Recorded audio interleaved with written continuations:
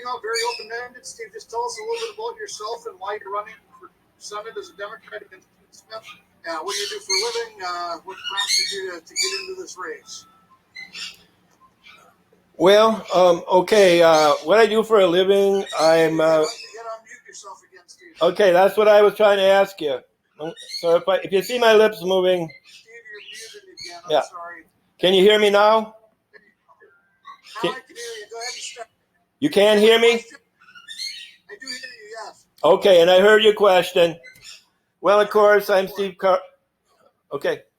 am Steve Carlson. I've run with the Independence Party before that party is gone as a major party. So I switched over to the Democrat Party, and I would have been a Democrat to begin with, probably, or I could have been a Republican because I'm about getting the governance done, getting the business done, and I really don't care which party it is.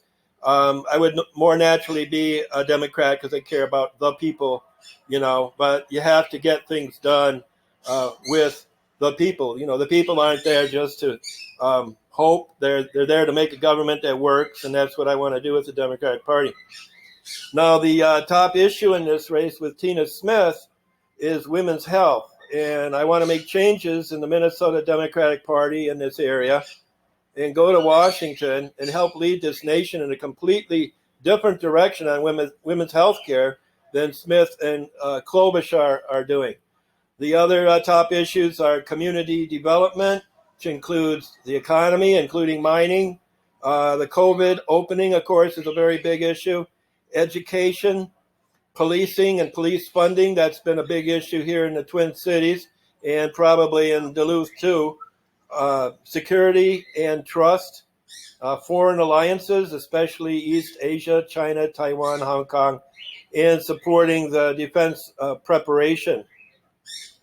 So in the area of women's health care, while the media has failed to cover it and the numbers are less than the horrific abortion numbers, the top story in women's health care in this federal election 2020 is that the state of Minnesota is killing women in the federal breast cancer program to get the money, federal and matching state dollars for other purposes. So this has touched my life and that of our family since 2013 and still today. Minnesota needs to be turned around immediately and step away from stealing the cancer treatment funds dedicated by Congress to begin treating these low-income women diagnosed with breast cancer in the U.S. Senate program called in Minnesota the Medical Assistance for Breast and Cervical Cancer, or MABC. Under a bizarre interpretation by Keith Ellison, the man unfortunately elected the state's Attorney General, women are aged out of their cancer treatment in clear violation of the Age Act, which forbids any denial or exclusion on the basis of age. And it violates the U.S. Constitution, and the money is taken from them and applied to younger patients, to their medical providers, leaving women in treatment uninsured by the program, and women die. Women are dying in Minnesota today and in other states because of a medical scandal my opponent, Tina Smith, has been involved in ever since she was in the governor's office of Mark Dayton. And it's one of the issues she's gone to Washington to pursue, to stop the life-saving women's cancer program from functioning. So a bizarre interpretation by the state relies on a 1982 case using the initial age criteria for the program, which excludes women who are 65 or older.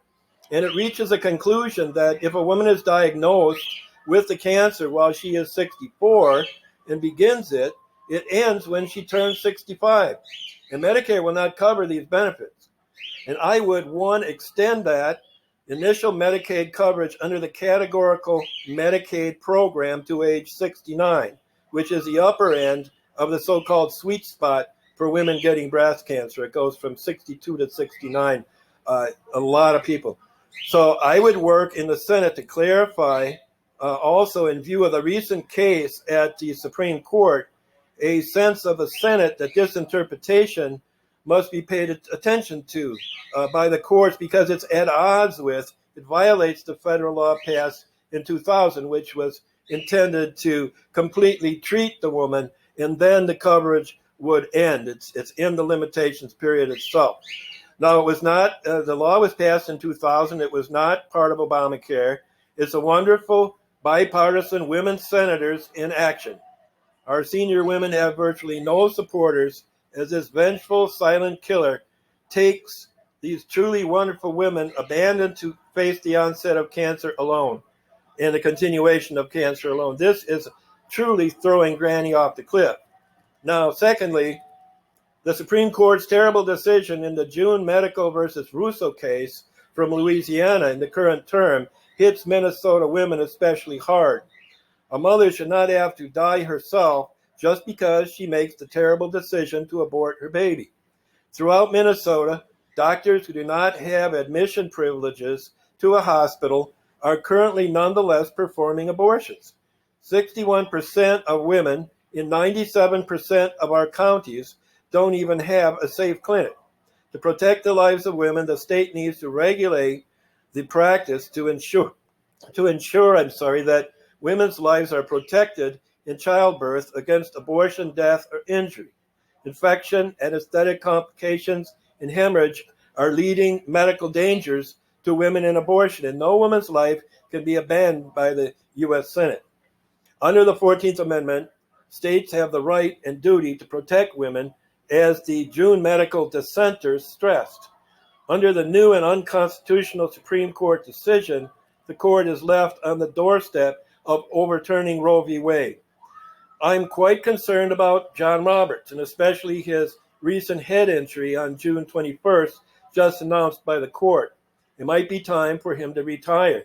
I know that's up to him. The court ensured that abortion will continue to be dangerous and even deadly for the mother, and this decision needs to be revisited and modified. Consistent with Minnesota's approach to defunding breast cancer treatment, the Minnesota legislature, has also defunded the Alec Smith diabetes program, meaning they will pay nothing. They won't even identify whether a person is eligible for it, so the company can pay for it. And they are eligible for very little. And I agree with Big Pharma on this, that Minnesota, in another killer disease, diabetes, has violated the U.S. Constitution by refusing to give one dime to low-income diabetes patients, instead relying entirely on state mandates placed on private companies. We need a real health disparity program for low-income diabetes patients. Education, prevention, early detection, and treatment, not just a 30-day supply of insulin, is what Congress needs to take up. Now on the COVID-19, of course, opening during and after COVID is still a big problem. And I'm grateful for the leadership of Donald Trump and his team on this and expect it to continue. China has behaved very irresponsibly in destroying samples and failing to inform the world and even the World Health Organization about the perilous nature of this new disease. In Minnesota and across the country, we have a big problem in nursing homes. We've done a poor job there. We have problems in the packing plants and other industries. And I want to work with unions to address this danger and save jobs, good, safe jobs. And it's true that minorities and low-income people are vulnerable to corona, including through employment, and we need a lot more care and knowledge there. The reopening of schools is a big part of that. This will be up to the governor and to private schools. Naturally, we'll need strict health guidelines. This is, of course, the domestic issue of the era, and we must win.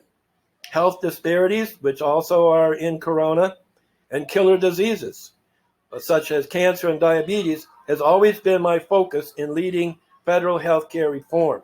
This started and was part of my reason for running for federal office, when instead of helping, Barack Obama completely disoriented and basically crippled our healthcare system, leaving the entire nation dependent on, quote, expanding Medicaid, and now pretending we can have universal Medicare, which, by the way, only covers 80% and excludes many critical services and medical products.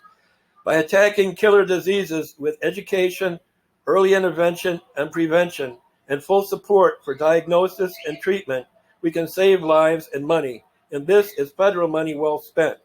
And we have to force the states to honor their commitments and obligations to the patients. This will also strengthen private coverage so people will not be limited so they can't use their means to attain the highest quality of life that they can. Creating these programs will increase the availability of improving and life-saving care in the healthcare market in Minnesota.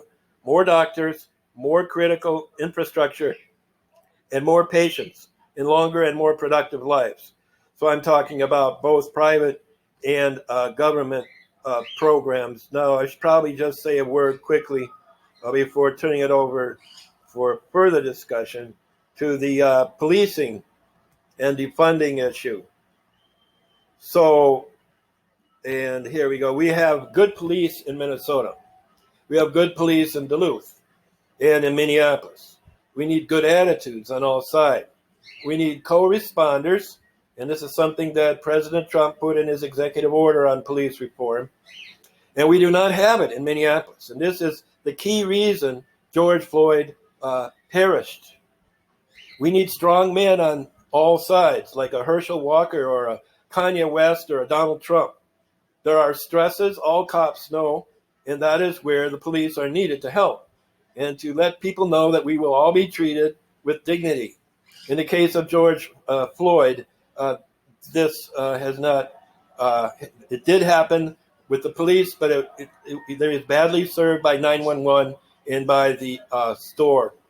And we need to, Trump has a great idea, which is co-responders, which is having teams of social workers co-addressing these arrests, injecting compassion into the encounter. I don't believe George was any kind of habitual fentanyl user. Are there any? But since he had the virus in April, corona, he might have turned to amphetamines if someone offered it to him. He got fentanyl. It's a great stress that comes from the fentanyl. Stress on the heart was a lethal amount, just what happened to Prince. Somehow in Minnesota, we have people putting fentanyl into prominent black people in political situations. Thank God Prince was in handcuffs and arrested while he suffered the same drug episode that George did. He wasn't propped up, videotaped as he died. 911 should not have been called as a police emergency. EMS should have been called since 911 was clearly informed by the caller that he's under the influence of something and he's awfully drunk on fentanyl.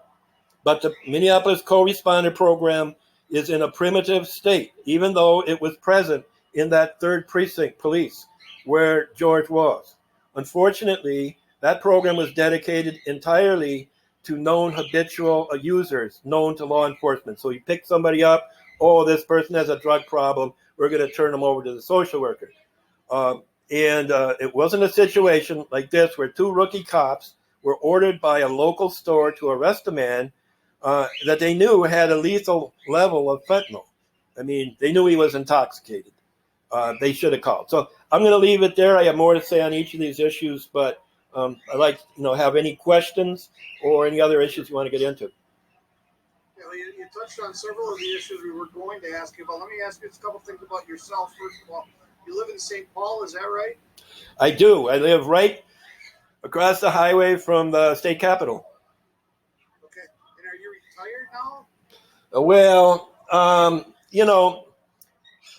I would say my major, probably my major focus in work has been as a language specialist, a linguist.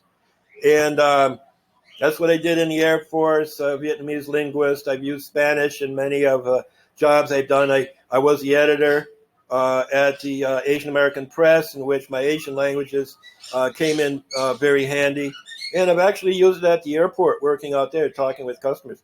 And right now, I've discovered Duolingo, and I got about 350,000 points now. I'm on a streak of about 380 days, which I've done throughout all this time. And in about, I think about 35 languages, and I can really, use these languages to varying degrees. So I do intend to continue on with that, but I'm not currently deriving any income from that. Steve, you said you had a personal connection or a tie to the breast cancer issue. Yeah. Can you tell a bit more about that? Well, I think I probably told folks about it when I was running against Amy Klobuchar. I don't know. At that time, it was still in the courts. In 2013, my wife was diagnosed in this wonderful program called SAGE. And I knew about that because I worked at the American Cancer Society for over a year with the navigators. And I actually collected information on these types of resources and put them up on cancer.org. And so when it came in the mail and I had been talking to my wife, I said, let's use that. And thank God we did, because we went down there and she was positive. And we ran into a wonderful surgeon named Dr. Hope. You can't get much better than that. He was great. And it was real. It's kind of a change in your life, when that happens. Other things don't seem so important. However, beginning in 2014, the local welfare office started contacting us and telling her that she was removed from the program. Of course, she was still in treatment. And that continued in 2015. Then in 2016, they cut it off. So we actually appealed that. We appealed each time, actually.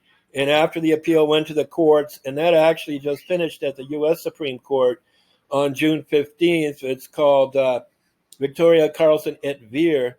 That's me. They kind of try to get a role for me in the case. Let me tell you this, though. They were charging both of us to pay our way down to 20% below poverty level. So poorer than the people who can go down and get cash assistance off the street, which we can't. And we had to pay that in medical bills before we got another dime from them. And the Department of Human Services found that it effectively barred her from receiving any money. And she has been barred from that. And the really bad thing about this is because of that, she's had to go out and work. And of course, in the COVID environment, that's a major risk. And we're forcing women to go out and work to pay for their medical care in a program which a state has an obligation to pay their match and use the federal money to help the woman to complete her treatment. If you look at both the federal and the state law, although there's these initial requirements, as I mentioned, there's a limitations period which says it ends when the woman either doesn't require or isn't receiving treatment. So the last one is the state law, and the federal law says that you don't require it anymore. So do you have any other questions about that particular? No, I think that you're kind of covering the same issue ground that you covered a little bit ago. We only have limited time. I know. How many you run for office now, or federal office? You mentioned you ran against Senator Klobuchar. I know we've talked before. Well, the thing is with Klobuchar, I told you about this case. On March 2nd. How many times you've run for office? Times. I can't really hear you real clearly here. Well, I started in 2010 against Betty McCollum with the Independence Party, and I ran again in 2012 against her because I was a nominee both times for the Independence Party.